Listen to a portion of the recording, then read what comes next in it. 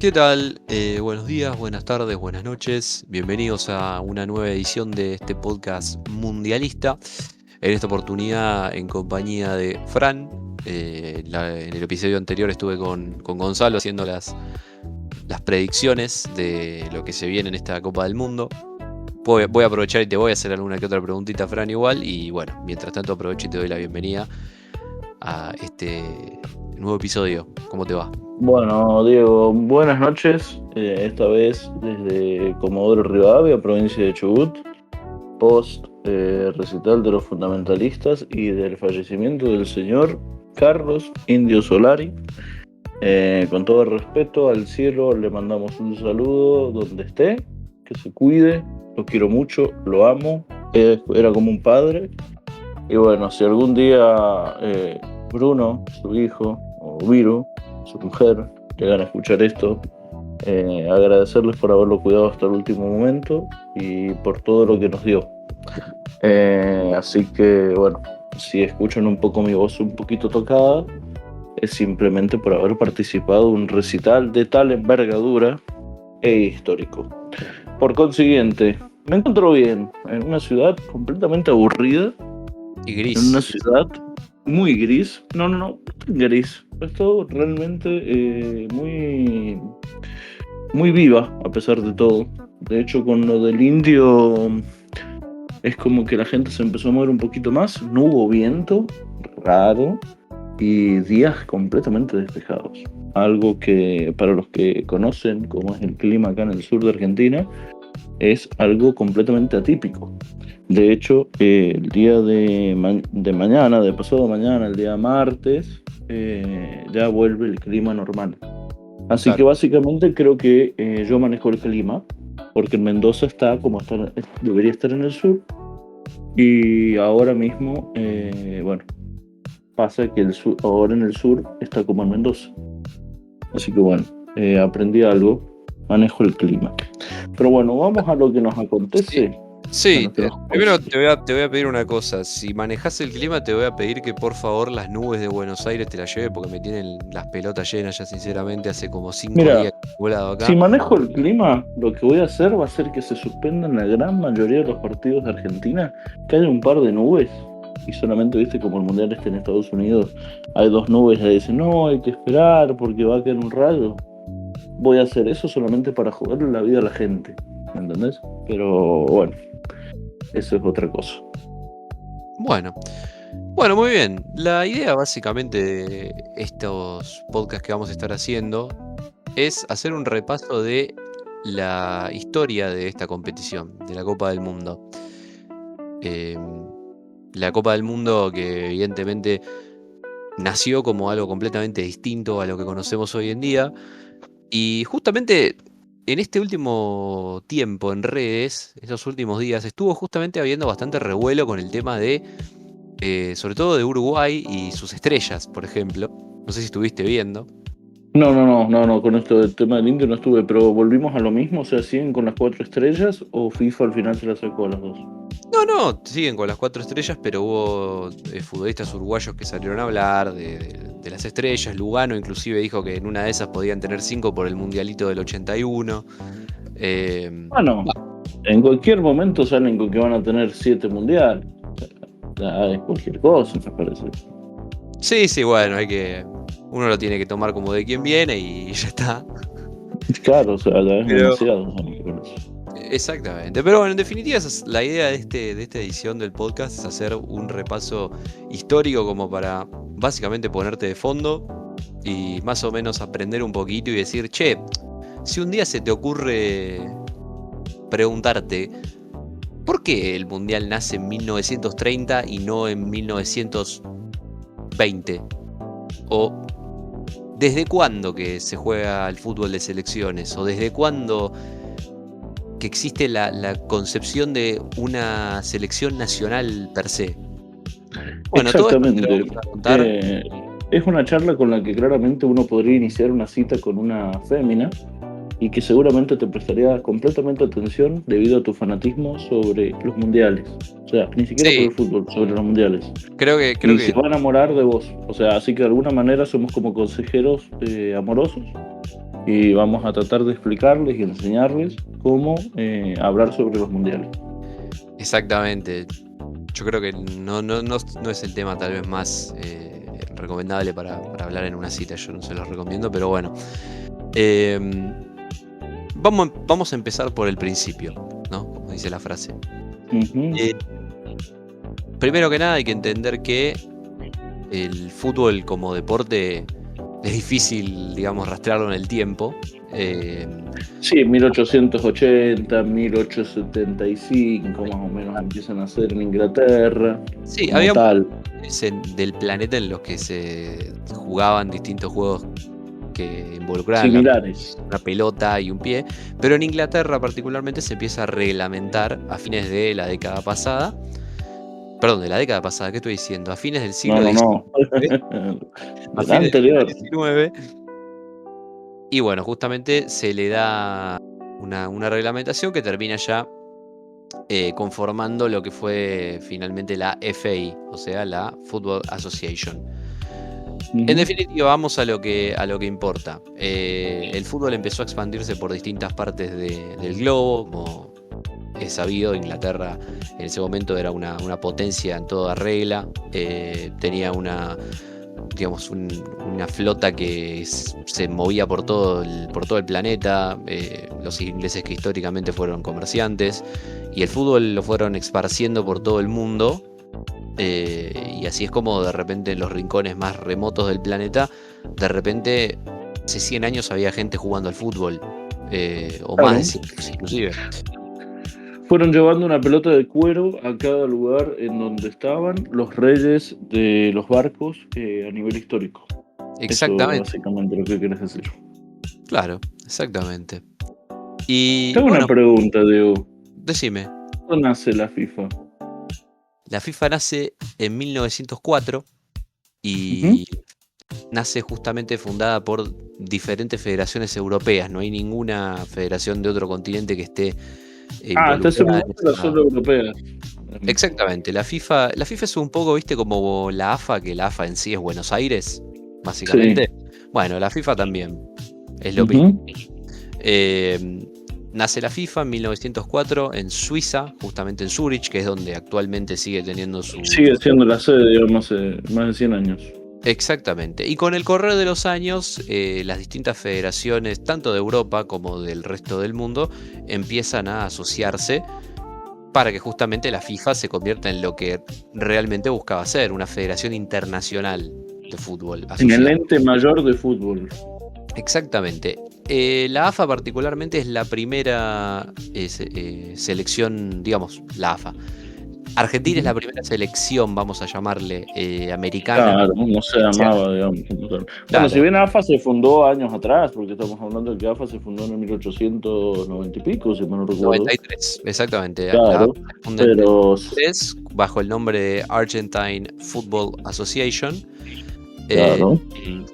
Y bueno, para 1912 se afilia. Se afilia, digamos, a FIFA. Exactamente. Después van a venir otras más. Después de repente se va a afiliar Chile, se va a afiliar Brasil. Pero en definitiva, un dato también que es importante tener en cuenta es que el fútbol como deporte ya venía creciendo y fue incluido en los Juegos Olímpicos de París de 1900. Esa es su primera aparición en Juegos Olímpicos. Exactamente, es la primera vez que aparece en una competición oficial, por así decirlo. Claro, internacional en los Juegos Olímpicos de París, que ni siquiera participaban selecciones de fútbol. La idea de selecciones de fútbol en esa época era algo muy, muy nuevo. De hecho, el primer partido que juega Argentina como selección de fútbol recién lo juega en 1901, si no estoy equivocado, contra Uruguay. Y era era muy novedoso, era un combinado, era como una suerte de All Stars, como se lo conoce hoy en día. Claro. En la NBA que hacen el All Stars no distaba demasiado de eso, no había preparación, no había nada de eso. Bueno. Era como se dice hoy, a pesar de la discusión que en Argentina, fútbol amateur. Exactamente, bueno, era recontra amateur en esa época todo, por supuesto. Excepto en Inglaterra. En Inglaterra sí ya estaba profesionalizándose, porque Inglaterra es muy pionera en esto. Pero, en definitiva, lo importante acá es que el Comité Olímpico es el que, digamos, regulaba el fútbol, ¿no?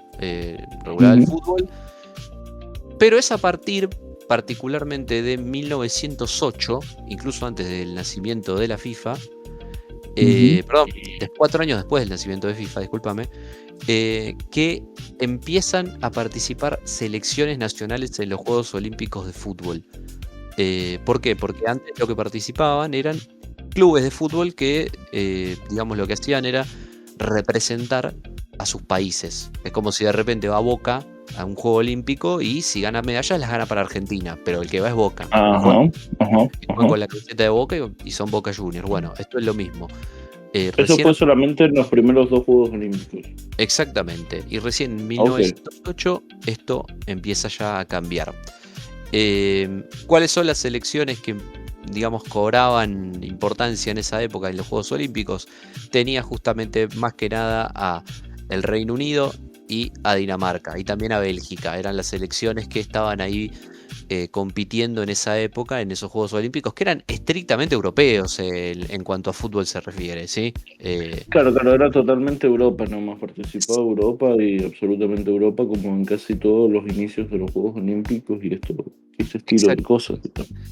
Exactamente. Y acá va a aparecer un nombre que seguramente el que es futbolero alguna vez escuchó nombrar, que es el nombre de Jules Rimet, que es un francés que justamente fue presidente de FIFA, ¿sí?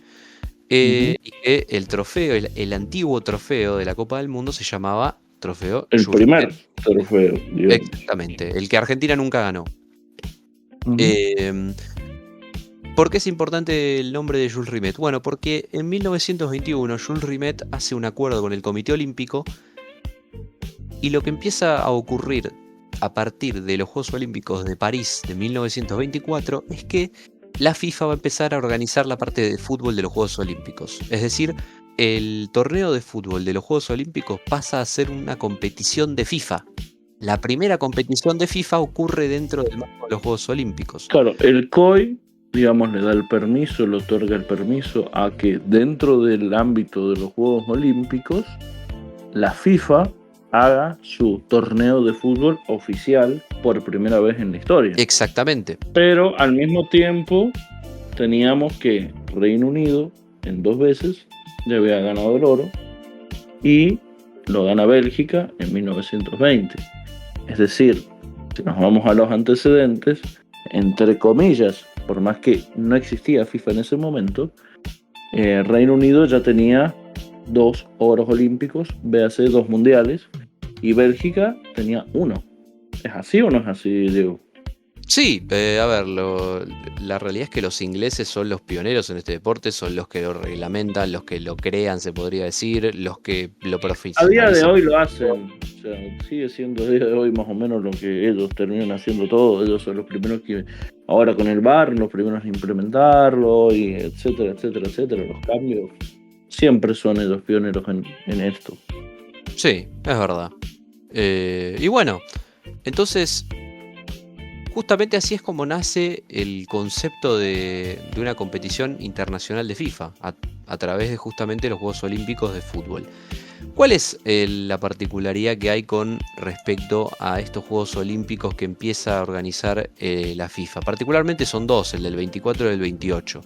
Bueno, la particularidad que tienen es que en esa época hay 2 situaciones. La primera es que en los Juegos Olímpicos no se permitía la participación de atletas profesionales, era todo amateur, primaba un espíritu de amateurismo en el COI, que justamente lo que buscaba era el hacer deporte por amor al deporte, por amor al arte y no por amor a la plata.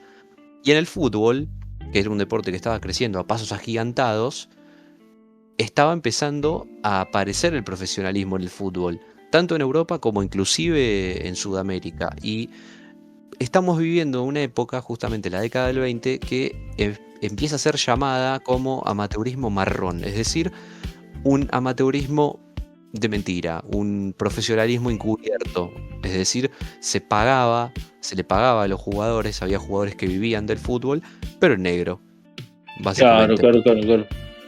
básicamente, digamos, eran jugadores profesionales que se hacían pasar por amateur y por detrás cobraban como profesionales.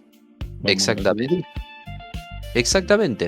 Y justamente a partir de el París 1924, lo que hace FIFA es invitar a todas sus asociaciones miembros a que participen de este torneo.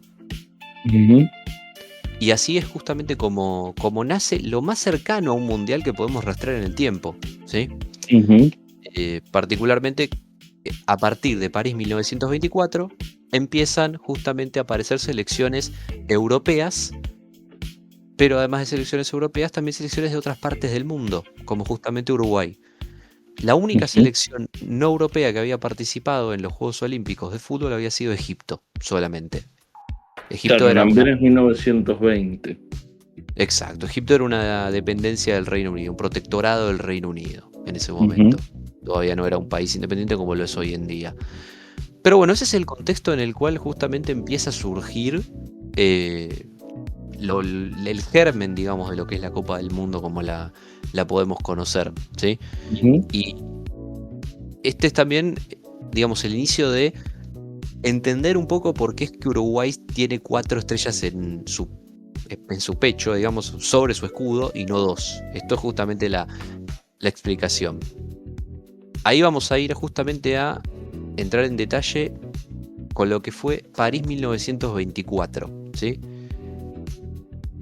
Que bueno, es el primer torneo, como habíamos dicho, es el primer torneo oficial de En donde FIFA. se le da el espacio a la FIFA dentro de los Juegos Olímpicos para organizarlo, debido a que también la FIFA, por más que sea un ente, era un ente muy nuevo y no contaba con los medios como para poder hacerlo por sí solo, digamos, por lo menos hasta ese momento. Exactamente. Y a ver, ¿cuál era el título que se otorgaba en este primer torneo, digamos? El título de campeón del mundo. El que ganaba el oro olímpico en París 1924 era campeón del mundo. Era campeón del mundo de la FIFA. Al igual que, por ejemplo, como lo fue Argentina en 2022 en Qatar. Bueno, es el mismo título. El título de campeón del mundo de la FIFA. Entonces, la pregunta que uno se puede hacer es, ¿Uruguay es 4 veces campeón del mundo? Sí, la respuesta es sí, Uruguay es 4 veces campeón del mundo. Después lo que justamente vamos a estar contando en todos estos episodios que vamos a estar haciendo es dar un poco de contexto de cómo eran las condiciones de la competición en esa época, cuáles eran las irregularidades que había y demás situaciones que justamente a uno lo pueden hacer dudar si esos títulos de aquellos tiempos tienen el mismo valor que los actuales. Pero eso ya es algo que queda a criterio de cada uno. Lo que es indiscutible, lo que es fáctico es que Uruguay es 4 veces campeón del mundo porque el ganador del oro olímpico en ese momento era campeón del mundo.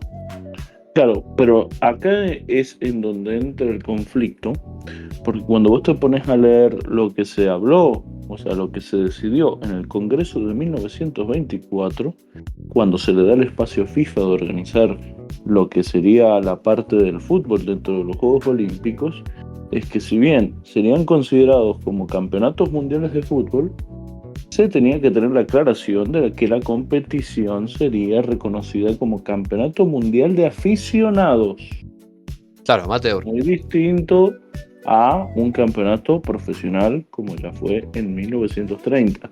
Y ahí es en donde yo creo que está el asterisco, en donde todos decimos, para, si nos vamos a la simple, Uruguay sí es 4 veces campeón del mundo. Ahora, de esos 4, hay 2 que son de aficionados. Sí, no sé si siquiera son amateur, porque el fútbol como profesional como tal pasaron muchos años para que se profesionalice. Pero Sí, fue bueno, dependiendo país por eh, país eso. claro, de alguna manera, y no es por ir en contra de los hermanos uruguayos, fueron campeones de un mundial de aficionados. Las 2 veces. 100%. O sea, así fuera Argentina, yo te diría exactamente lo mismo. Argentina fue campeón del mundo de aficionados, como si hoy se inventara otro deporte y Argentina sale campeón de un mundial de aficionados, que es decir, nos juntamos vos y yo a un mundial de celulares. Salimos campeones y bueno, después el comité te dice, no, y la verdad los primeros campeones fueron Diego y Francisco. Que ponerlos al mismo nivel, no lo sé, es difícil. Difícil. En definitiva, si las reglas fuesen las mismas para todos, o la situación fuese las mismas para todos, estaríamos hablando de otra cosa. Pero el tema es que para 1924 ya existía el profesionalismo en el fútbol. Ya había países que tenían Claro. profesionales, jugadores que eran profesionales. Y entonces justamente esto ya empezaba a generar conflicto, porque el máximo torneo de selecciones del mundo no le permitía participar a futbolistas de las mejores selecciones, básicamente. Uh-huh. Porque justamente como vos estabas comentando, la potencia, se podría decir, olímpica, durante esos años anteriores a la intervención de FIFA, era Inglaterra justamente. Claro. Pero ¿cuál es el problema? De repente Inglaterra se vio ante la situación de tener que competir contra países que todavía no tenían su fútbol profesionalizado. Es decir, que iban a competir con lo mejor que tenían. Exacto. Mientras que Inglaterra eso no lo podía hacer, porque Inglaterra ya tenía el fútbol profesional, entonces no podía mandar a su mejor equipo, porque no eran permitidos. De hecho, digamos, haciendo una aclaración acá con los apuntes que tenemos, los británicos cuestionaron mucho la definición de la palabra amateur que hizo la FIFA para ver quién iba a tomar la decisión, que la FIFA misma le dijo a las federaciones que cada uno iba a poder decidir quién era amateur y quién no. O sea, pero al mismo tiempo sabemos que si alguien conoce un poco de los inicios del fútbol inglés, ya para esa época los equipos ingleses eran completamente profesionales como tal. O sea, eran clubes de fútbol como después lo fueron acá, que tardaron 20, 30 años, un poquito más, pongámosle, en ser profesionales. Pero no solamente ellos, sino que tenías que, al menos había un par de países más que se presentaban con jugadores que eran semi-profesionales. Pero bueno, yo creo que de ahí viene el enojo de los británicos ya desde un inicio con la FIFA por no poder dejar bien en clara la explicación sobre qué es amateur y qué no es amateur, qué es profesional y qué no es profesional. Y el conflicto no era solamente con las federaciones, sino que también el conflicto era con el Comité Olímpico, porque el Comité Olímpico no el que estaba era el COI, digamos, al estar arriba el COI era el que se le decía, bueno, vos tenés que decirme, ¿qué hacemos? O sea, porque ¿qué mando? ¿A los jugadores del Liverpool y el Manchester United?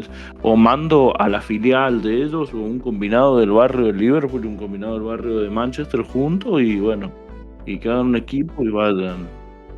A su vez FIFA quería que el torneo fuese lo mejor posible y evidentemente digamos que los jugadores tengan que ser estrictamente amateurs, eso evidentemente limitaba el crecimiento del torneo, porque bueno, obviamente que no es lo mismo que estén los mejores a que estén jugadores amateur o semiprofesionales. Entonces, bueno, era una época, digamos, bastante convulsa en cuanto a este tipo de cuestiones, ¿no? Como todos los inicios, o sea, todos los inicios empiezan con cosas que generalmente no hay unas reglas claras, porque no se ponen, no está el tiempo, no está la madurez hecha como para poder decir, hay ciertas reglas y ciertos parámetros que van a terminar siendo así. Todos sabemos que acá en el fútbol argentino hay campeonatos que se han definido por córner, hay otros que se han definido por tiros al arco, otros por tirar una moneda al aire. Eran otras formas de ver el fútbol. Estamos hablando de más de 100 años ya. Pero bueno, volviendo a lo que es el tema Uruguay, para cerrar un poquito con el tema este de los uruguayos, por lo que han estado haciendo, hay que recordar que Uruguay recién en 1992 empieza a utilizar las 4 estrellas. O sea, no es que los utilizó siempre. Claro, pero como tal las empezó a utilizar en el 92. Y según ahora lo que son las regulaciones de los uniformes FIFA, las selecciones solamente pueden exhibir la estrella de 5 puntas, la clásica, la que Argentina tiene 3 en su camiseta, solo si ganan alguno de estos torneos, que son la Copa Mundial de la FIFA, la Copa Mundial Femenina de la FIFA, la Copa Mundial de Futsal de la FIFA, la Copa Mundial de Beach Soccer de la FIFA y la FIFA E-Nation Cup. Si vamos a ser muy directos con estos puristas, si querés, Uruguay tiene 2. Sí, a mí lo que me llama la atención es, con respecto a las estrellas de Uruguay, no me llama la atención que usen 4, siempre y cuando no estemos hablando del Mundial. Es decir, para mí, si Uruguay tiene ganas de usar 20 estrellas, que lo haga, no hay ningún problema. Tiene ganas de usar una estrella por cada título que ganó alrededor de su escudo, me parece genial. Lo que para mí no está bien es que Uruguay use 4 estrellas en el Mundial, porque en Mundiales ganó 2, no 4. Exacto. Estamos hablando, esto es como si fuera, por así decirlo, cuando se hizo la comparación, por lo menos yo te hablo del mundo River, del tema de las Aldao y su comparación con la Copa Libertadores, de que River, teniendo la cantidad de Aldaos que tiene, que si mal no recuerdo son en teoría entre 5 y una más que hay que reclamar, así que serían 6, sumárselas a las 4 Libertadores que tiene.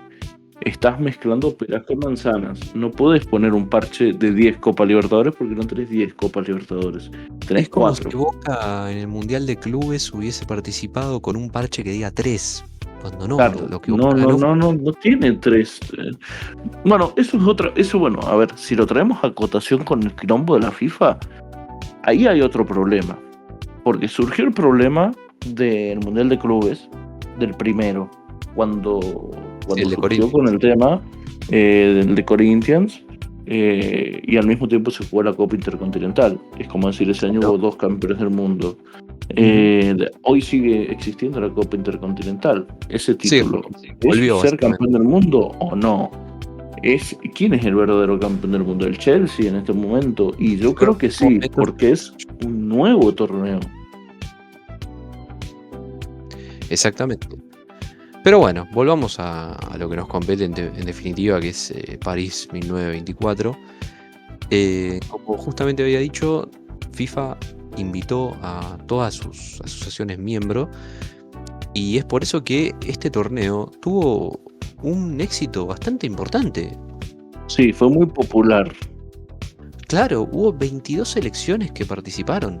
Que para esa época, 22 selecciones. Ustedes piensen que en los mundiales posteriores, en los primeros mundiales, había como máximo 16 equipos. Exacto, por el tema del traslado. Estamos hablando de que Uruguay ha ido en barco a jugar ese Puesto. mundial. O sea, no Por fue en avión, fue en barco. O sea, no sé cuánto habrán tardado. Y era más o menos un mes y medio en esa época. Imagínate. Y justamente en este primer torneo de París 1924 empiezan a participar selecciones que no habían participado previamente, cuando no era de FIFA el torneo olímpico.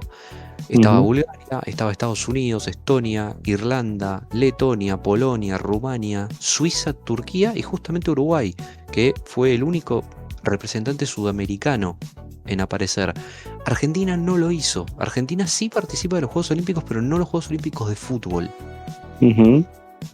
No manda un equipo de fútbol como tal. No manda un equipo de fútbol como tal. ¿Por qué no lo Combinado. hace? Exacto. Argentina no lo hace porque en ese momento había en AFA una división. Justamente muchas veces se habla de los títulos amateur del fútbol argentino y el valor que tienen, y se menciona muchas veces el tema de las ligas paralelas. Exacto. Bueno, en esta época tenías por un lado una liga que es la que era la de AFA, digamos, la que estaba afiliada a la FIFA, que es la liga en la que estaba Boca y la que estaba Huracán, y por otro lado tenías a una liga que era disidente, a raíz justamente de un conflicto interno que había habido, en la que tenías, por ejemplo, a Vélez, a River, a San Lorenzo, a Racing, a Independiente. ¿Y qué es lo que ocurría? Había una división muy fuerte, dirigencial, y justamente ya digamos la división que había en el fútbol argentino, particularmente no en el fútbol argentino, vamos a decir en Buenos Aires porque es la realidad. Sí. La división que había era tan fuerte que inclusive se llegó a hacer un campeonato sudamericano, como se llamaba en esa época, Y durante el mismo momento en el que se estaba jugando el Campeonato Sudamericano, que es el torneo antecesor de la Copa América, la Liga Disidente o sea, no paró su campeonato porque quería competir contra el Campeonato Sudamericano para que la Claro, gente elija si ir a ver, no sé, un partido de River o ir a ver Argentina contra Brasil. exacto, exacto. O sea, Era, del conflicto, digamos, viéndolo desde el punto de Argentina, estamos hablando de que Argentina, todavía en ese momento, AFA era un quilombo. No tanto como ahora, pero era un quilombo de organización, de tener dos asociaciones distintas, y al mismo tiempo, digamos, eso fue lo que fue engendrando todo lo que después termina siendo con el famoso profesionalismo, entre comillas, que inicia con la unificación en 1930. Pero bueno, ese es para más adelante, digamos. vamos, eso es más adelante y ya lo mencionaremos, pero en definitiva, porque eso tiene que ver también justamente con parte de lo que Pero vamos a esto es el mencionar. preámbulo, digamos, de lo que pasa. ¿Por qué Argentina no fue? Y porque tenía un quilombo de este estilo. Por eso Exactamente. mismo no manda un combinado. Exactamente, el Comité Olímpico Argentino de todos modos intentó mediar para que Argentina pueda participar en este torneo de fútbol, pero ¿cuál es el problema? En esa época, a ver, los mejores jugadores estaban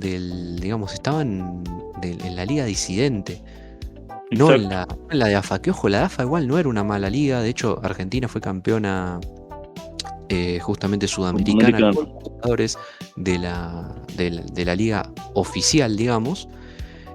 Sí. Y ¿qué es lo que pasa? No se ponen de acuerdo. De hecho, para AFA era como rebajarse, aceptar armar un equipo con una liga disidente para mandarlos a participar de un torneo de FIFA. Es decir, yo estoy aceptando Fue que una una liga guerra de egos.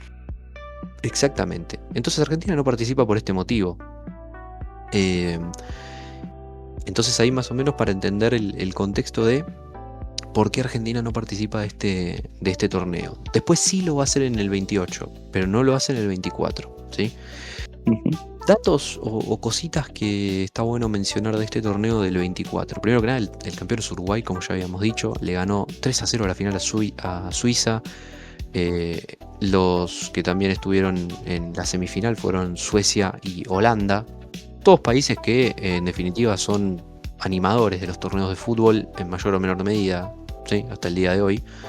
Ujú. Eh, el formato era 100% de mata-mata, no había fase de grupos, era todo eliminación directa, perdiste te vas, era tan sencillo como eso, ¿sí?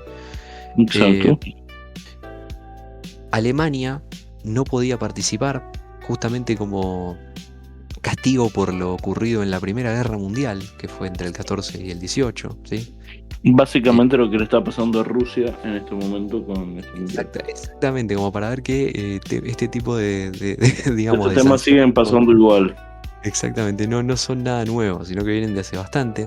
Y ahora justamente vamos a mencionar a los países que se bajaron de participar por el tema del el profesionalismo, porque no querían participar con combinados amateur compitiendo contra selecciones que iban a llevar lo mejor que tenían porque justamente eran países donde todavía el fútbol seguía siendo amateur.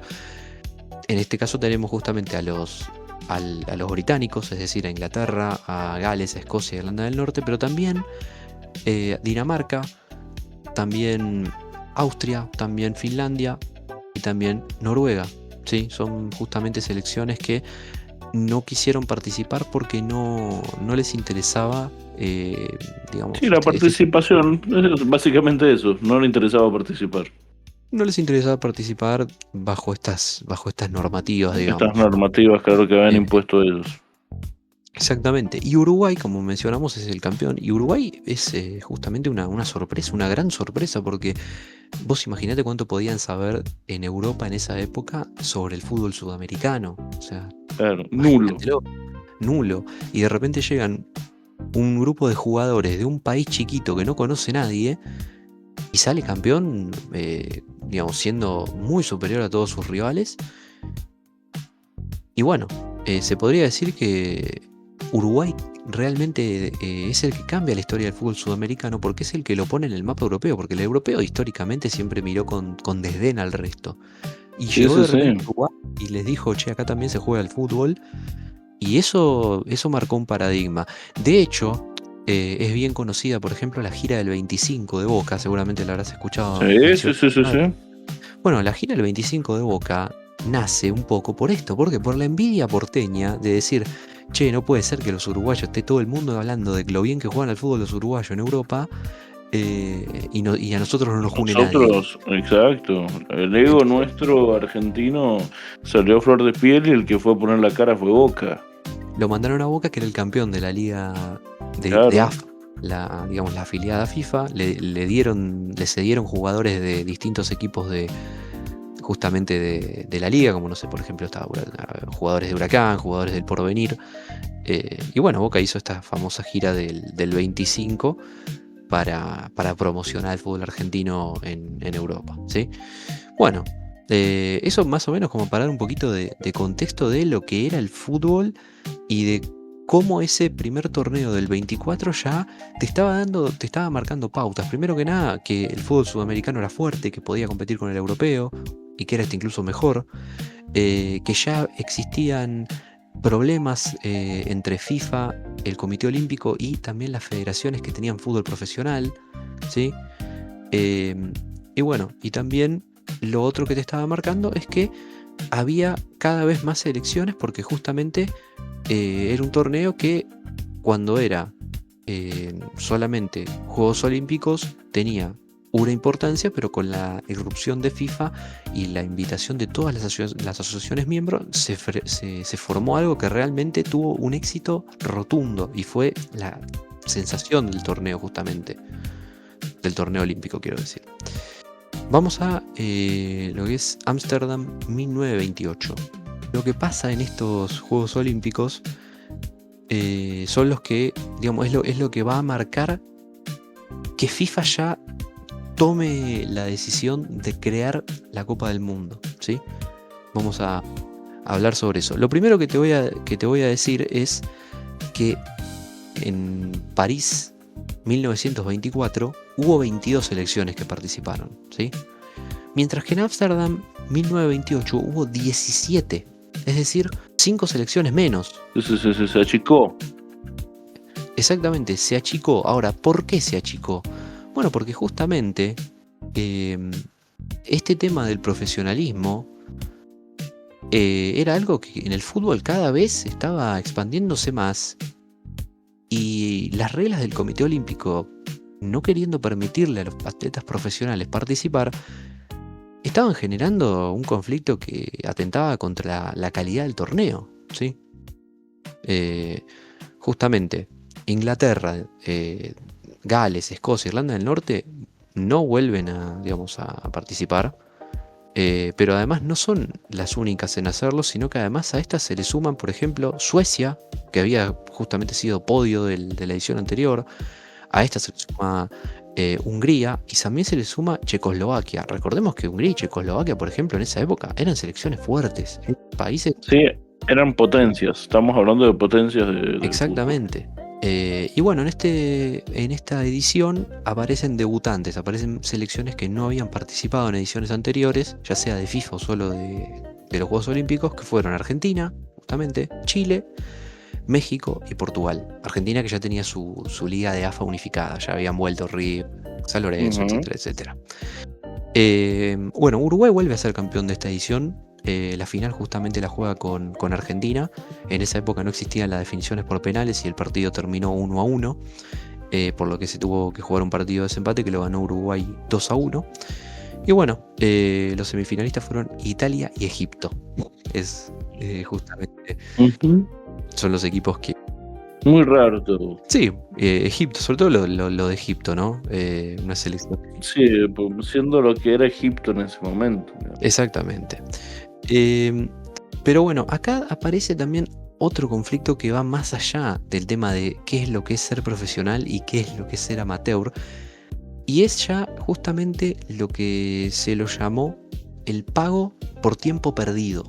La FIFA lo que hizo fue ofrecerle a los atletas amateur justamente que no podían participar porque dejaban básicamente de cobrar un sueldo porque tenían que de repente tomarse un barco e irse hasta Ámsterdam para jugar un torneo de fútbol, la FIFA ofreció, digamos, cubrirle el salario, digamos, a estos futbolistas. Es decir, la FIFA está Nace el incentivo para poder armar algo. exactamente, y esto genera un descontento aún mayor, sobre todo en los ingleses, que decían, a ver, ya de por sí, es un torneo que es amateur, yo no puedo participar con los futbolistas profesionales, y encima me tengo que bancar que haya un montón de jugadores que son profesionales en negro, porque era sabido, era Vox Populi que había jugadores que cobraban por jugar, y que estaban ahí como supuestamente amateurs cuando en realidad no lo eran. Y justamente esta cuestión del pago por tiempo perdido de la FIFA termina generando que directamente Inglaterra, Escocia, Gales e Irlanda del Norte rompan con FIFA y se vayan. Claro, de ahí nace, directamente hay que ponerse en contexto de lo que es salirse de FIFA. O sea, es algo muy, muy grande salirse de Imagínate FIFA. lo fuerte que fue esto. O sea, rompieron con FIFA y no volvieron a aparecer los ingleses, que son los creadores de este deporte, los pioneros en absolutamente todo. Se borraron del escenario internacional del fútbol durante un montón de años. Justamente por este tema. Entonces, cuando hablamos de estos dos primeros títulos de Uruguay, a mí me parece muy deshonesto no mencionar el tema del amateurismo y del profesionalismo y del conflicto que generó todo esto. Porque son realmente datos que uno no puede omitir. Claro, son aristas que no podés evitar nombrarlas a la hora de decir, che, soy campeón de esto. Claro, O sea, bueno, exactamente. soy campeón de esto, pero ¿por qué? Porque no se presentaron los mejores. Bueno, ¿pero por qué? Ojo. Y porque se pelearon con los otros. Entonces, bueno, es medio dudoso. Que ojo, Uruguay tranquilamente podía ser la mejor selección del mundo en ese Que momento. lo más probable es que iba a ser campeón igual, o sea, que iba a ganar la medalla de oro igualmente. Claro. Pero el tema es que para mí siempre va a quedar la duda.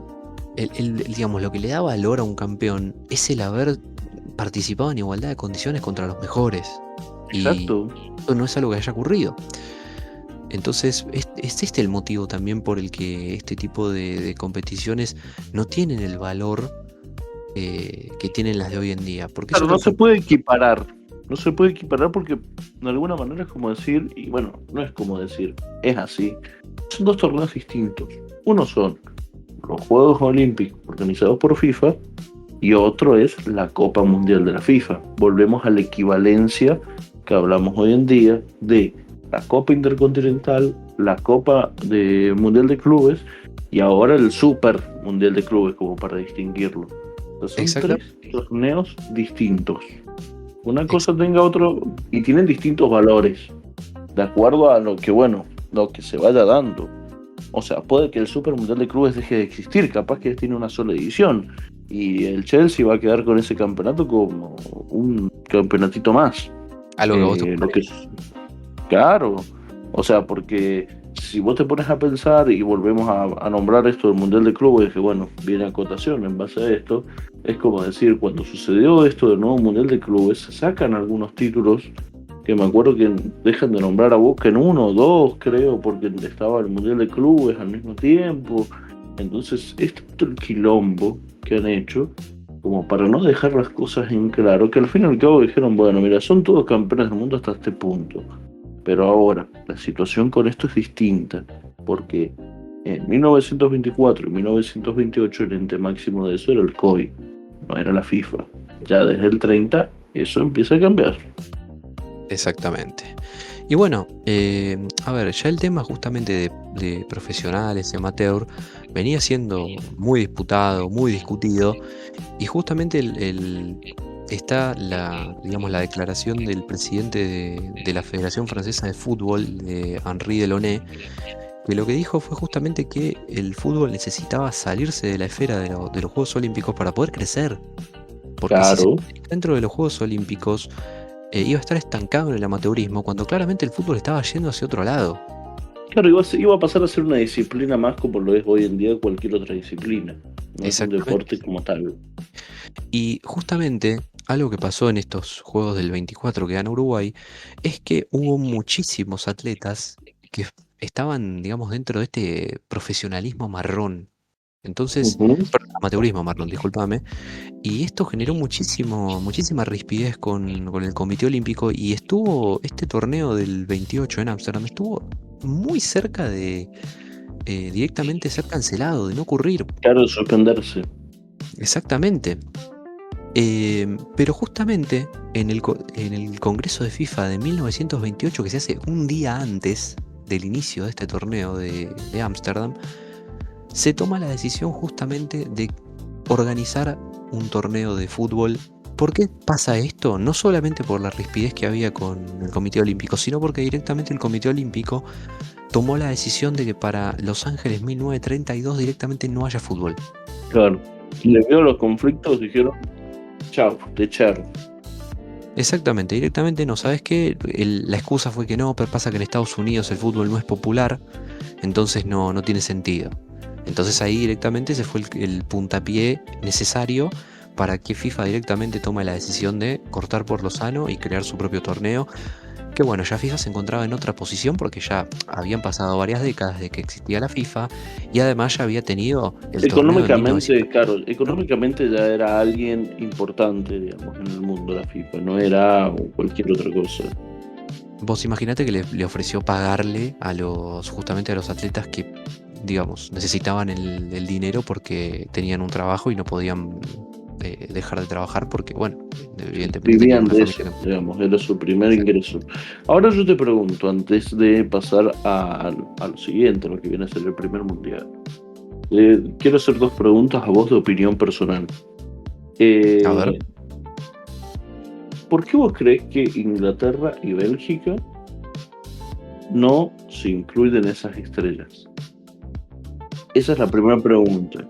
¿Y por qué crees que FIFA no hace algo, digamos, en serio, como para sacarle esas dos estrellas de más que va a ocupar Uruguay en este mundial que viene? Y bueno, y en todos los otros mundiales, no sé, excepto que pase otra cosa. yo lo que creo es que Inglaterra y Bélgica no se adjudican esas estrellas por dos motivos. Primero que nada, porque en sí no es Inglaterra quien gana las estrellas, sino el Reino Unido. Entonces ahí hay una diferencia. Pero independientemente de eso, hagamos de cuenta que hubiese sido Inglaterra, no se las adjudican porque no era dentro del contexto de FIFA, sino que es puramente dentro del contexto de los Juegos Olímpicos. La FIFA no tenía nada que ver ahí. Entonces, el motivo es que no se los incluyen. Es como si de repente Argentina se pusiera estrellas por los Juegos Olímpicos que gana. Entonces, ese es el motivo. Ahora, ¿por qué la FIFA no le hace a Uruguay sacarse las dos estrellas? Yo creo que evitar un problema innecesario. Yo creo que la realidad es que a nadie, ¿Por qué innecesario? innecesario porque la realidad es que nadie está indignado en el mundo porque Uruguay tiene 4 estrellas arriba del escudo. En tal caso es un tema que es, por así decirlo, polémico, o que da para el chiste y para la discusión acá en Sudamérica. Sí, bueno, pero a ver, vos te vas a enfrentar hoy en día, lo más probable es que nosotros en 16avos de final de este mundial nos enfrentemos a Uruguay y vamos a ver un escudo de 3 estrellas, el nuestro, y un escudo de 4 estrellas. Claro, O sea, por más que sea un chiste, una cargada interna, a ojos del mundo, ellos tienen una estrella más que nosotros. Y que no se dé que Uruguay salga campeón de este mundial, porque va a tener la misma cantidad de estrellas que Brasil. claro. Y para vos, ¿valen lo mismo las 5 estrellas de Uruguay que las 5 estrellas de Brasil? No, no, ninguna. Entonces, Directamente. por eso mismo, o sea, por eso mismo yo creo que la FIFA sí o sí, no es que sea un tema que no se tenga que meter. Yo creo que lo tiene que terminar reglamentando. Sí, ganaste 2 títulos FIFA, pero es como decir, yo no me puedo agregar ahora la finalísima, digamos que la organizó la FIFA, que en verdad es una organización entre Conmebol y la UEFA. O sea, lo organizaste vos, pero es un torneo aparte. Claro, claro. Por eso mismo yo digo que estoy de acuerdo en que Uruguay use 4 estrellas si quiere, pero que lo haga fuera del Mundial. ¿Entendés? Claro, de la Copa Mundial de Fútbol de la FIFA. Exactamente. De hecho, por ejemplo, si vos te fijas la camiseta de Argelia, Argelia siempre usa 2 estrellas porque son las 2 copas africanas que ganaron. Ahora, cuando llega el Mundial, no usan ninguna estrella porque no ganaron nunca un Mundial. Bueno, esto es lo mismo. Uruguay lo que debería hacer es usar las estrellas que tenga ganas de usar, porque hay un montón de selecciones que tienen estrellas en su, digamos, arriba de su escudo por títulos continentales. Hay muchas que hacen eso. En África pasa mucho. Pero Sí. justamente cuando llega la Copa del Mundo, no usan ninguna estrella porque no son campeonas del mundo. Entonces lo que debería hacer Uruguay para mí es usar 2 estrellas durante el Mundial y después cuando juega lo demás, no sé, cuando juegue lo que quiera, la Copa América, las eliminatorias. Bueno, pero la reglamentación de la FIFA dice que el que es campeón del mundo tiene que utilizar la estrella de 5 picos de acuerdo a lo ganado en esa cantidad de títulos que yo te dije que se juegan. Una vez se había corrido la noticia de que de parte del departamento de marketing de FIFA le habían exigido esto a la Asociación Uruguaya y que la Asociación Uruguaya se había negado rotundamente y como que, digamos, como que el tema no prosperó porque no quería FIFA meterse en un problema con Uruguay. Me parece, digamos, completamente estúpido de parte de FIFA no aclarar esto porque se da malos entendidos. O sea, no. Yo creo que justamente lo que le da a la Copa del Mundo el valor que tiene es la excelencia, es la exclusividad. Y permitir ese tipo de cosas no tiene sentido. Pero bueno, eso es lo que hay. No hay mucho más que decir, ¿no? No, por supuesto. Pero bueno, yo creo que los dos coincidimos en que no se deberían utilizar 4 estrellas. Deberían utilizar 2 al menos en el Mundial. sí, eso estoy 100% de acuerdo. Pero bueno, ahí justamente damos como el contexto de por qué nace la Copa del Mundo.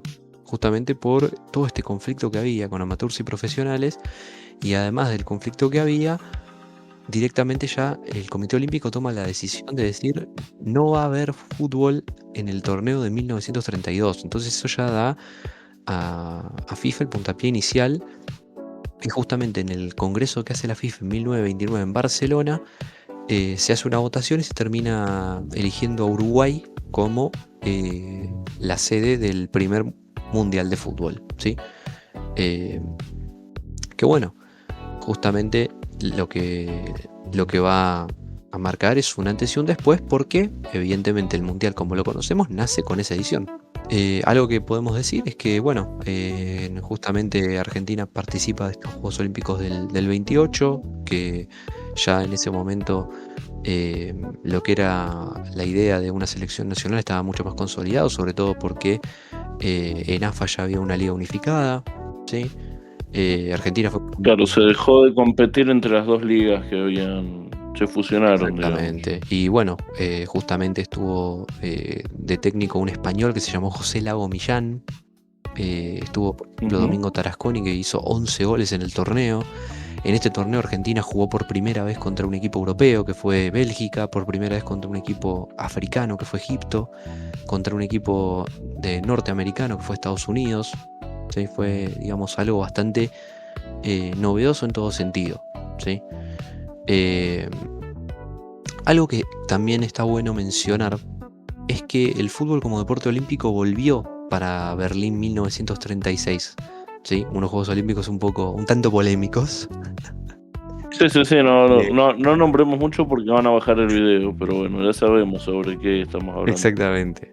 Sobre un bigote raro que no se puede utilizar hoy en día. Exactamente. El fútbol vuelve para los Juegos Olímpicos de Berlín 1936, pero ya sin la FIFA involucrada. Ya la FIFA había tomado su propio rumbo con el Mundial de Fútbol, ¿sí? Y evidentemente lo que estaba haciendo el Comité Olímpico a partir de la irrupción del fútbol nuevamente en Berlín 1936 es respetar a rajatabla el tema de los amateurs y los profesionales. Digamos que el Comité Olímpico se sentía un poco boludeado por FIFA con los jugadores que habían participado en sus torneos.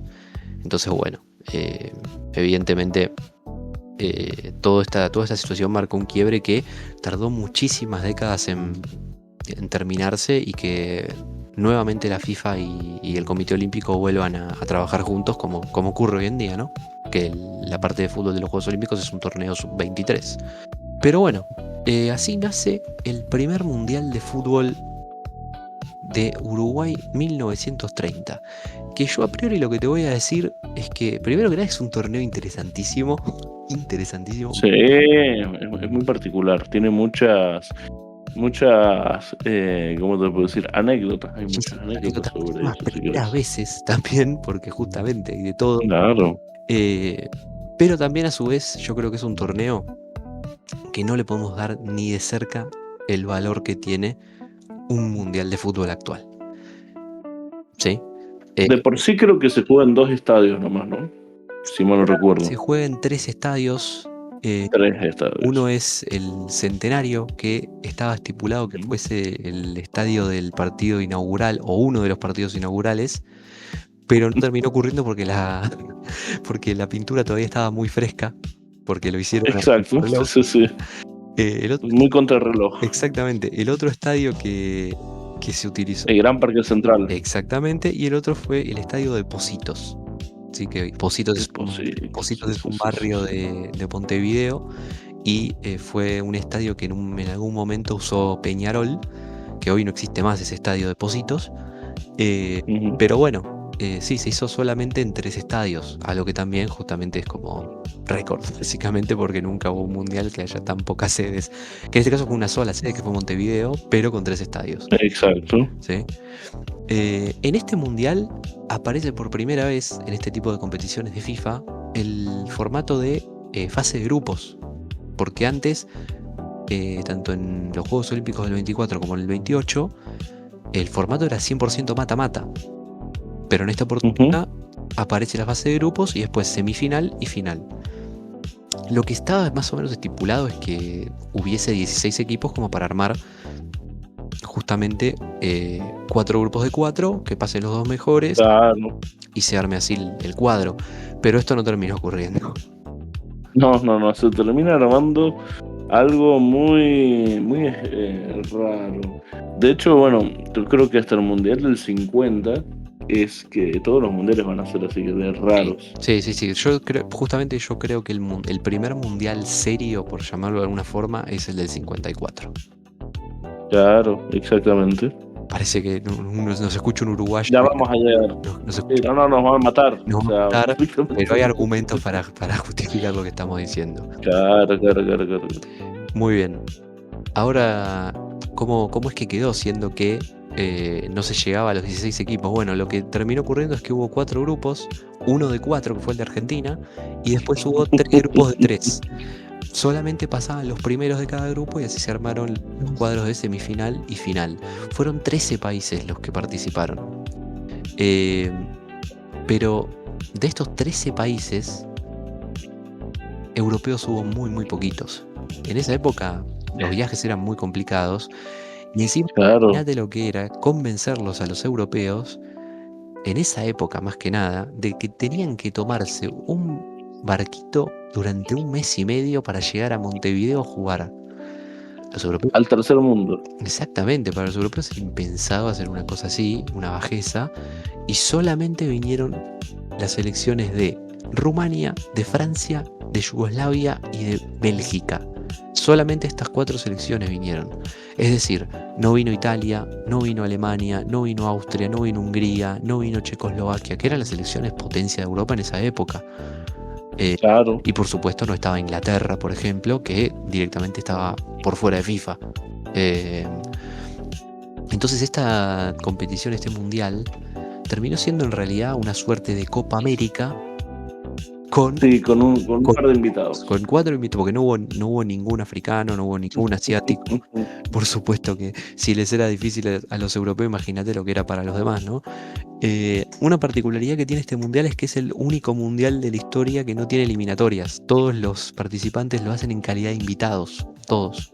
Fue todo invitados, o sea, no hay ninguno que se ganó en el campo de juego su cupo. No, es que directamente prácticamente te daban las gracias por participar. Es que era así. Era así. Y bueno, es evidentemente el primer mundial que se hace en Sudamérica. O sea, hablamos también de que, como decís vos, no podés comparar ese mundial con el primer mundial que gana España en 2010. Claro, O sea, no se puede. equivalentemente es lo mismo, pero no, al mismo tiempo no. Por supuesto, exactamente. Digamos, hay que uno tiene que entender que el fútbol es lineal. No es todo. Los cambios son muy paulatinos. Entonces, lo que estamos mencionando toda esta época del fútbol es así ahora, pero con el correr del tiempo, cada vez las cosas se van a poner más serias, van a empezar a cobrar otra importancia, va a ser todo distinto. Claro. Las cosas hay que tomarlas y darles el valor justo y necesario, entendiendo el contexto también de la época. Pero bueno, a ver, justamente, como te había mencionado, hubo muchas primeras veces en este mundial. ¿Por qué? Porque fue un mundial jugado por primera vez. Entonces hay primer gol, primera expulsión, primera goleada, primero todo. O sea, todo lo Primer corner. primer todo. O sea, hubo de todo. La realidad es que hubo muchísimas anécdotas. Excepto definiciones por penales. No, Seguimos sin definiciones por penales. eso no existía todavía, no existía. Ujú. Otra particularidad que está bueno también mencionar es que no solo que no vinieron las selecciones de Europa más fuertes, sino que encima Brasil, que era la tercera de Sudamérica en esa época, participó con un combinado carioca, porque también tenía divisiones Ujú. internas, así como las hubo acá, por ejemplo, en el 24. Sí, que hubo hasta que, bueno, el fútbol profesional de Brasil se profesionaliza, entre comillas, se fusiona hasta no hace mucho tiempo. O sea, creo que no lleva ni 50 años el Brasileirao como tal. Sí, O sea, se mantenían los campeonatos estaduales. recién en el 59 se hace el primero. Pero bueno, por ejemplo, en esta época Brasil tenía dos jugadores que eran de los más importantes, que uno fue Arthur Friedenreich, que es el que hace a Brasil ganar su primer título en el 19, que le ganan la final a Uruguay. Y por otro lado estaba Filò Guarisi, que es un jugador hijo de un italiano que termina jugando el Mundial del 34 con Italia. Ah, un doble camiseta. Y bueno, en Total. esa época era así y ahora vamos a entender. No había reglamento, digamos. Había un reglamento, pero era distinto al actual con respecto a ese tema. Pero bueno, para mencionar algunas de estas primeras veces que ocurrieron en este mundial. Bueno, hubo dos partidos inaugurales que se jugaron al mismo tiempo, ¿sí? Uno se jugó en el estadio de Pocitos y otro en el Gran Parque Central. Como te dije, no se jugó en el Centenario porque todavía la pintura estaba fresca. Uno fue Francia, que le ganó 4-1 a México, y el otro fue Estados Unidos, que le ganó 3-1 a Bélgica, ¿sí? El primer gol de la historia de los mundiales lo hizo Lucien Laurent, jugador francés, que se lo hizo a México. Y a su vez en ese mismo partido André Maginot hizo el primer doblete, porque justamente hizo... Mirá vos, Maginot es el primero que mete 2 goles. Exactamente. Un mismo partido mundial. Así es. Y también otra cosa que se da en este primer partido de Francia con México es que Manuel Rosas, ¿sí?, es el primer jugador en hacerse un gol en contra en la historia de los mundiales, porque México pierde 3-0. Y bueno, queda así. Y después, Manuel Rosas, a su vez, es el primero en hacer un gol de penal, cuando México pierde contra Argentina 6-3, ¿sí? Preiño, jugador brasilero, es el primero en hacer un gol de tiro libre, que se lo hace a Yugoslavia en un partido que Brasil pierde contra Yugoslavia 2-1, ¿sí? El arquero francés Alex Tepot es el primero en atajar en atajar un penal, que se lo hace a Zubiabre, mira el apellido, Zubiabre. Y después tenés, por ejemplo, el partido de Rumania, que le ganó 3-1 a Perú, en el que tenés el primer expulsado. En esa época no existían las tarjetas rojas, te expulsaban de palabra, básicamente. Mi palabra, entonces no te vas. Exactamente. Plácido Domingo. Perdón, Plácido Domingo no, Plácido. No, Plácido Domingo. Plácido Domingo es un músico. Y también este partido de Rumania contra Perú es también un partido histórico porque es el partido con menos público en la historia de los mundiales. 2.459 espectadores. Muy bien. Muy bien. Muy atractivo se ve que era para la gente. Y yo creo que la gente estaba muy emocionada por ir a ver Rumania-Perú en esa época. Y no, imagínate lo que tiene que haber sido el combinado peruano en ese momento. Sí, Sí, equivalente al de hoy, tiene que haber sido algo que volaba. Dicen que la máquina de Holanda se inspiró en ese Perú. Sí, Pero bueno, es un rumor. Otro dato es que el primer hat-trick de la historia de los mundiales lo hace un estadounidense. Ah, tranqui. Estados Unidos le gana 3-0 a Paraguay y el señor Bertrand Paternotte hizo un hat-trick. Mirá Es un vos. dato increíble, ¿no? Que el primer hat-trick de la historia de los mundiales lo haga un estadounidense. No es estadounidense. Y no se llevó la pelota seguramente porque no estaba hecha la costumbre Y todavía. no creo que existiera esa costumbre en esa época, pero Estados Unidos fue una de las selecciones revelaciones de esa época y Estados Unidos era una selección que era enteramente amateur.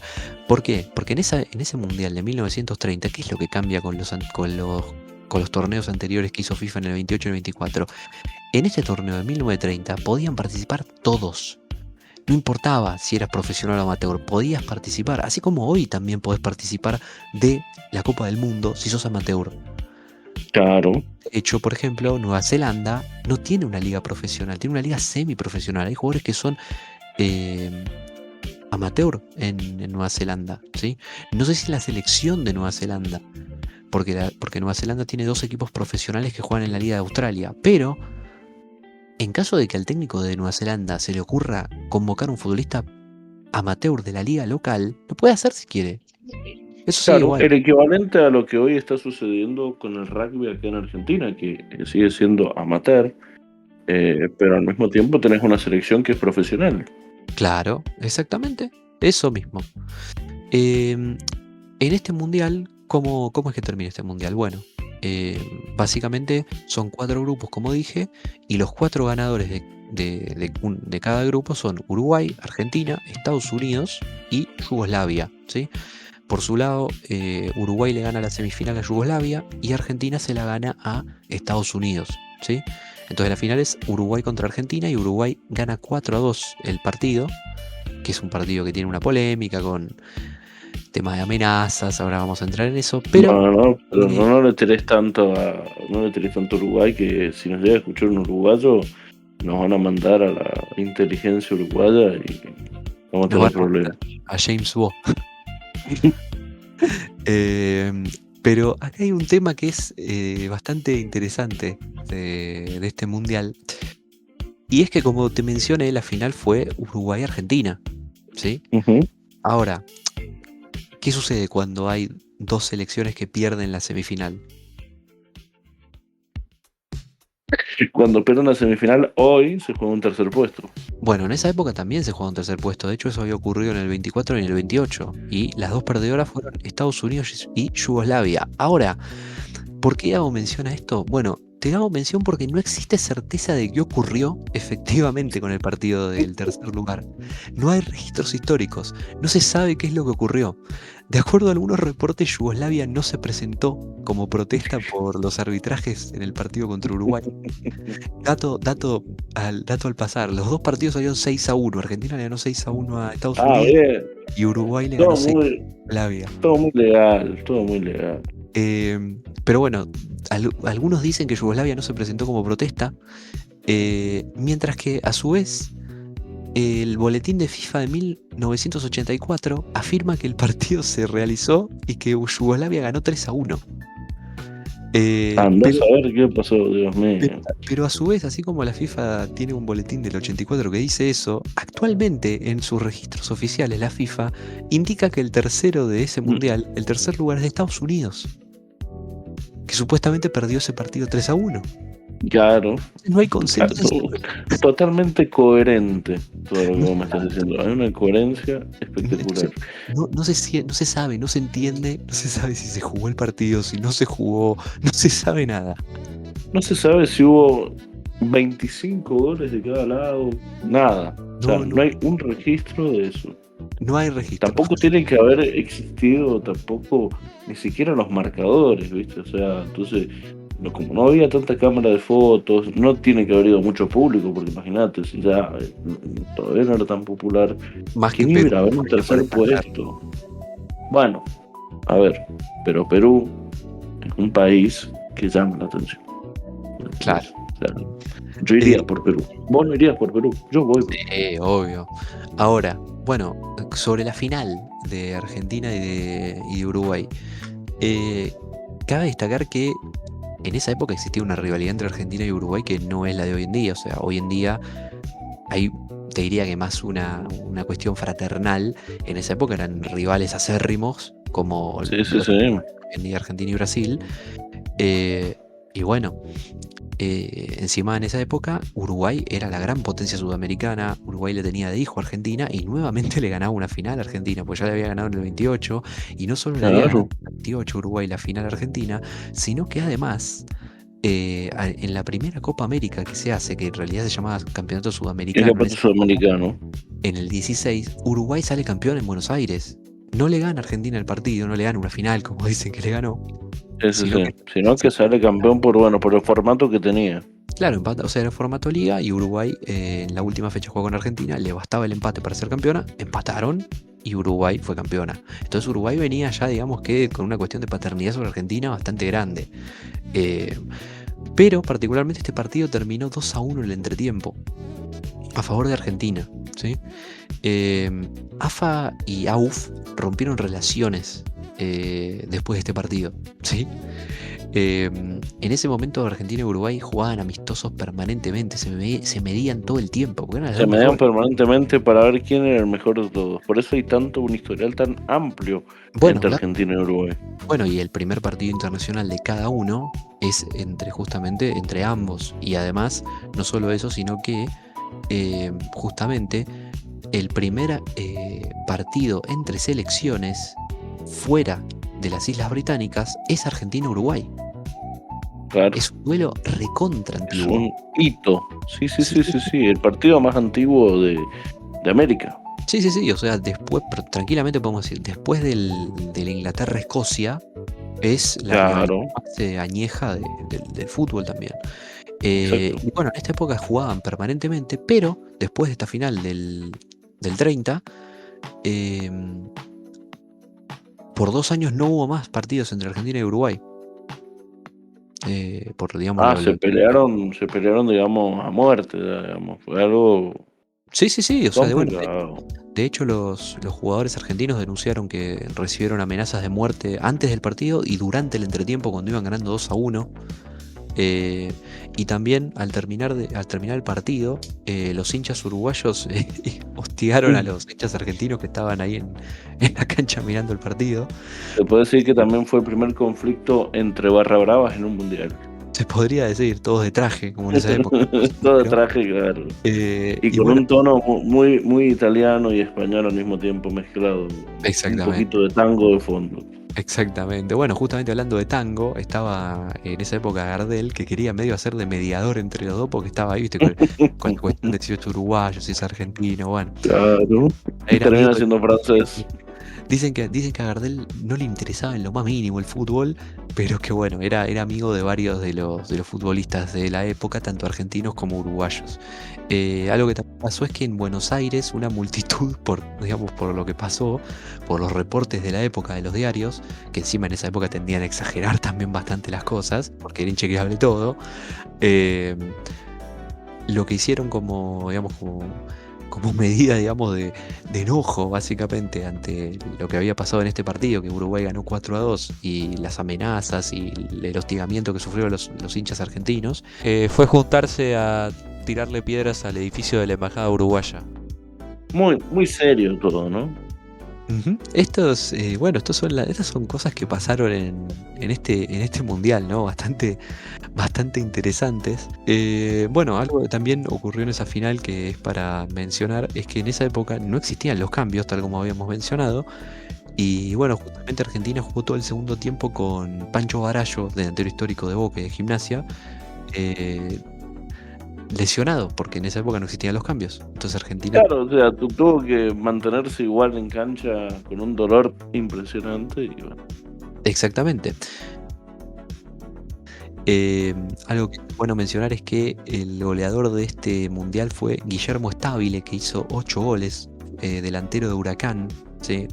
Gran jugador y un tipo que es muy importante en la historia del fútbol argentino, porque Guillermo Stabile es nada más y nada menos que el técnico más ganador de la historia de la selección argentina. Es un técnico que fue campeón numerosas veces con Racing como técnico.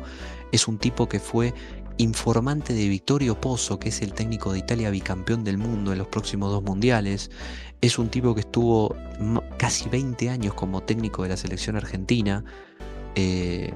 Una institución, ¿sí? O sea... Claro, una institución como tal. El hombre todo. Y también algo que hay que decir es que Guillermo Stabile en este mundial hizo 8 goles, ¿sí? 8 goles en los... en total 5 partidos que jugó Argentina, que Stabile encima no jugó el primer partido, o sea, la cantidad de goles que hizo. Y algo que hay que mencionar es que ninguna vez pasó que un futbolista de la selección argentina haga 8 goles en un mundial. Nunca más volvió a pasar. Y no creo que vuelva a pasar a corto plazo tampoco. Y ahora es más factible, ahora que son 8 partidos, si llegas lejos, tampoco es una locura que haya un jugador que tenga un promedio de 1 gol. O sea, a ver, sería muy bueno, pero tampoco... Sí, pero no. Bueno, jugadores que se destacaron de esta época, de este mundial en particular, que estaría bueno mencionar. Bueno, el arquero argentino Juan Botazo es uno de los destacados, ¿sí? Estaba el defensor Fernando Paternoster, también argentino. José Nasazzi, que es Nasazzi, sí, uno de los tricampeones del mundo de Uruguay, justamente, porque estuvo tanto en el 24 como en el 28 como en este mundial. José Leandro Andrade, también de Uruguay. Héctor Castro. O sea, se sienta en la misma mesa que Pelé ese hombre. Sí, técnicamente sí, exactamente. Lo mira a los ojos, pero es más, claro. él tiene más argumentos que Pelé, porque él jugó las 3 finales. Pelé exacto, no. Pelé no. O sea, dice, no, yo soy más que vos. Exactamente. Después está Carlos Peuchele, también lo conocerás, claramente. Peuchele, no vale. También está Héctor Scarone y también está Pedro Sea, también jugadores de Uruguay muy conocidos. Manuel Ferreira de Argentina.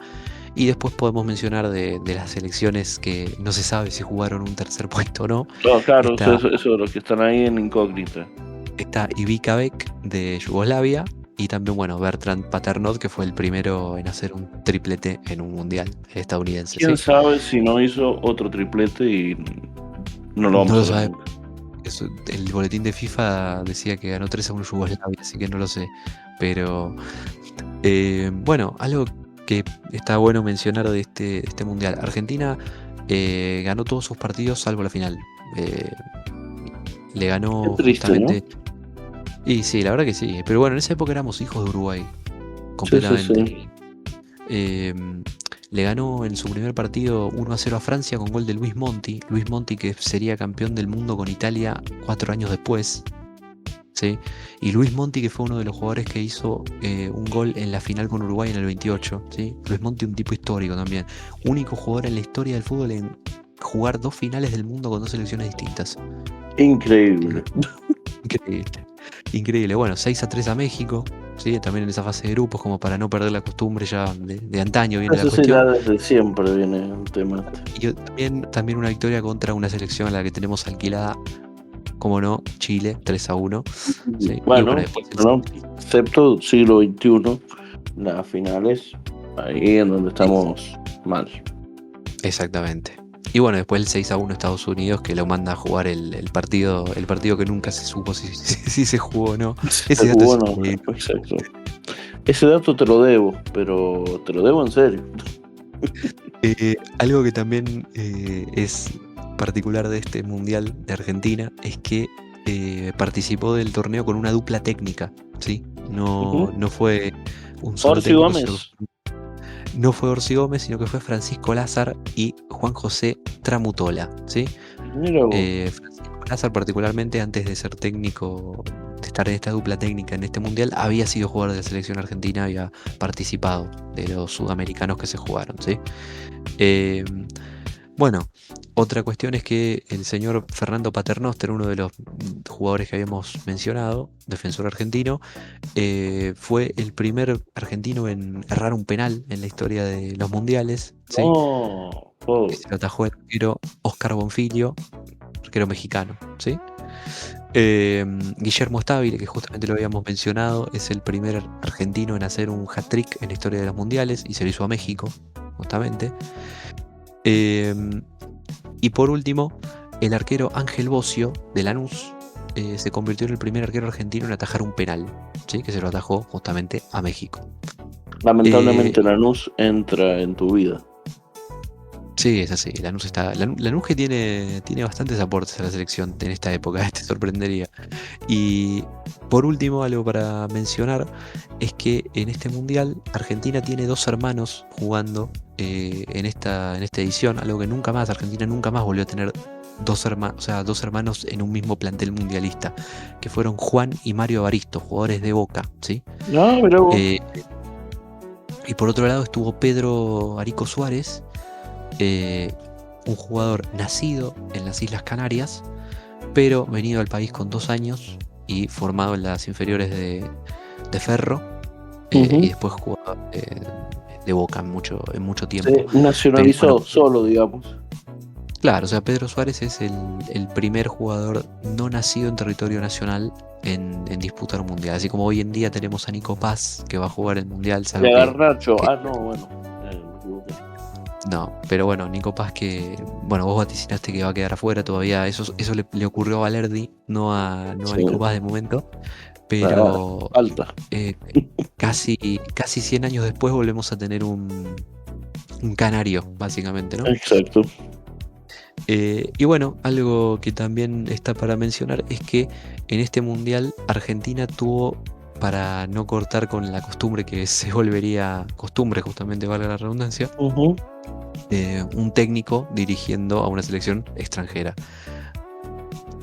Nada más y nada menos que José Laguna, el negro José Laguna, dirigió a Paraguay, a la selección de Paraguay. José Laguna, que fue un jugador de Huracán, que conocido porque en un sudamericano Argentina no llegaba a completar los 11 jugadores y él estaba en la tribuna, entró y jugó el partido contra Brasil e hizo un gol. El sueño de cualquier hincha por selección. Exactamente, bueno, en esa época y Scaloni te dice: vos, pibe, Diego, vos, vení, ponete la 10, tenés que jugar contra Brasil. Bueno, dale. Y metés un gol, listo, ya está. Te morís, te retirás del fútbol. Que nunca lo hiciste de alguna manera, pero bueno. A lo Leo Díaz. Claro, eso está, chao. Pero bueno, ese es un poco el inicio del fútbol, ¿sí? Ese es un poco el inicio del fútbol, cómo es muy que serio nace. todo, ¿no? Todo muy serio.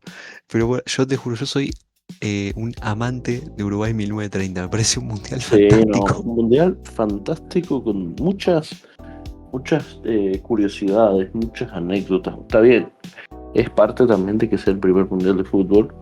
Pero bueno, creo que se pasaron un poquito con tantas anécdotas, principalmente con el tercer puesto. Exactamente, eso es creo que lo más fuerte que tiene. Algo para mencionar es que la final se jugó en el Centenario, que ya estaba con la pintura fresca para ese entonces, para cuando se jugó la final. Se secó, llegó a secarse. Otra cosa de la final es que se jugó un tiempo con la pelota de cada uno. Argentina quería jugar con una pelota, Uruguay con otra, entonces dijeron, bueno, jugamos un tiempo con la pelota de cada uno. Esto es como si yo juego con Adidas un tiempo y otro día juego con Nike. Exactamente. Excelente. Unas reglas muy, muy bien hechas, ¿no? Y eran otros tiempos, hay que entenderlo como tal. Y otra cosa es que Uruguay, el técnico, fue un técnico distinto completamente al del 24 al 28. O sea, Uruguay fue tricampeón del mundo con 3 técnicos distintos. No se mantuvo un mismo técnico. Lo que sí, todos uruguayos, nunca un técnico extranjero. Nunca un extranjero. Bueno, No, no y eso digas se mantiene. tricampeón del mundo porque me duele. Eso, a ver, ese es técnicamente así. O sea, después podemos discutirlo, pero Uruguay es técnicamente tricampeón del mundo. Yo Como vos lo, digas, es tu podcast. O sea, vos te tenés que hacer cargo de lo que vos estás diciendo. Uruguay es tricampeón del mundo, único. No, nunca más en la historia ocurrió. Bueno, esto. Yo lo que te voy a decir es que para mí, en mi humilde opinión, con lo repasado y lo mencionado en todo este episodio, por lo menos yo concluyo que de estos 3 títulos mundiales que Uruguay ganó de forma consecutiva en el 24, en el 28 y en el 30, para mí el más serio es el del 24. Sí, de alguna manera sí. Termina siendo el más serio porque, bueno, los otros dos son completamente un desastre. Es el Es más serio, más formal. en el que se bajan menos selecciones por el tema de amateurs y profesionales, ¿sí? También es el más exitoso porque es justamente, vos fijate que el del 24 generó un montón de expectativas, generó de todo, mientras que el del 28 estuvo a punto de cancelarse.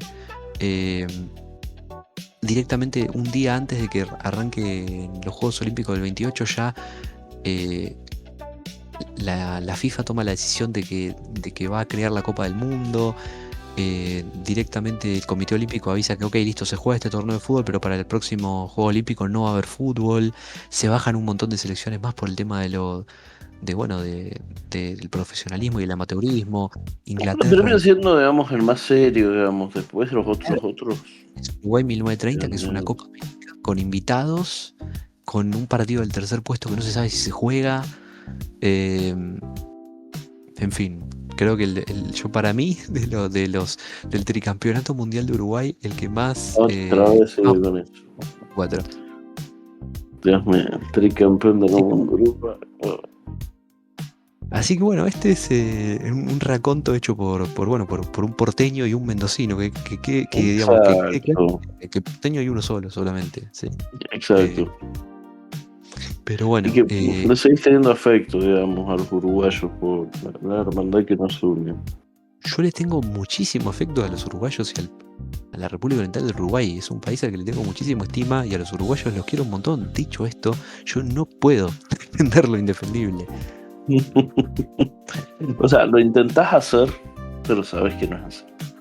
Intentás dejarlo, pero sabes Pero que vos fíjate que te estoy diciendo, son tricampeones del mundo. Es un hecho que para mí es fáctico. Después le podemos dar el valor que queramos. Para mí vale más el título que ganó, no sé, Argentina en el 22, vale más que los 3 títulos junto a Uruguay.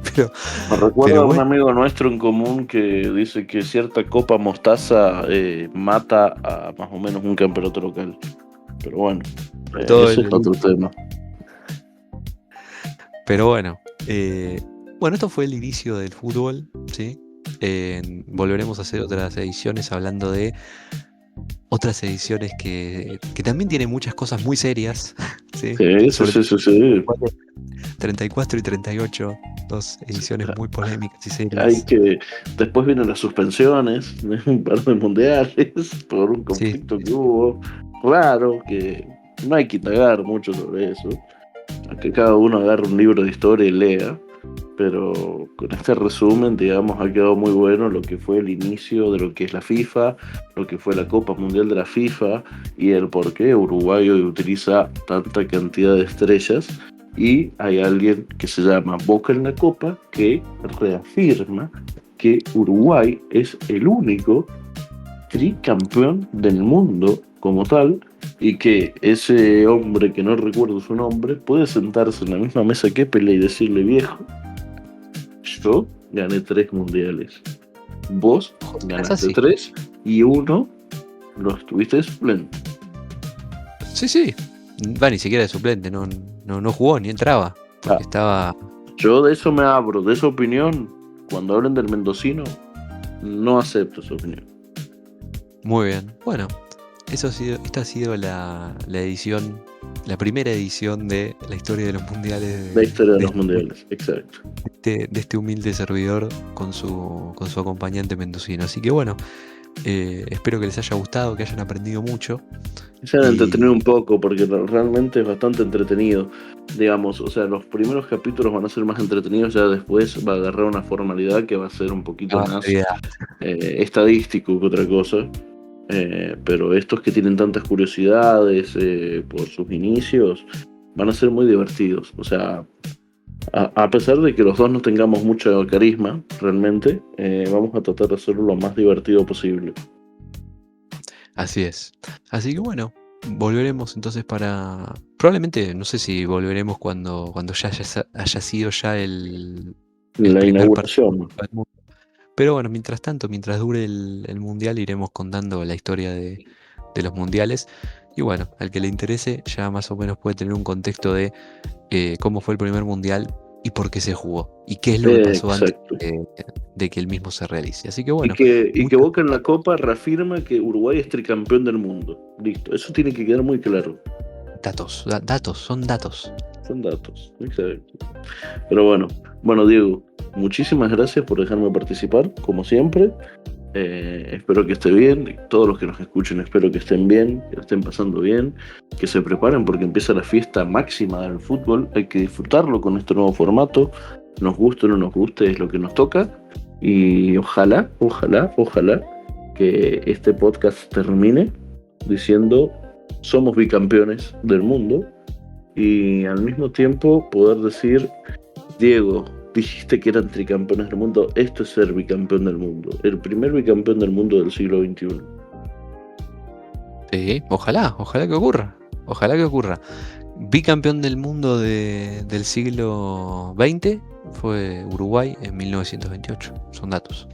Ay, Así que bueno, muchas gracias a todos por escuchar. Ha sido un placer. hasta luego. Hasta luego.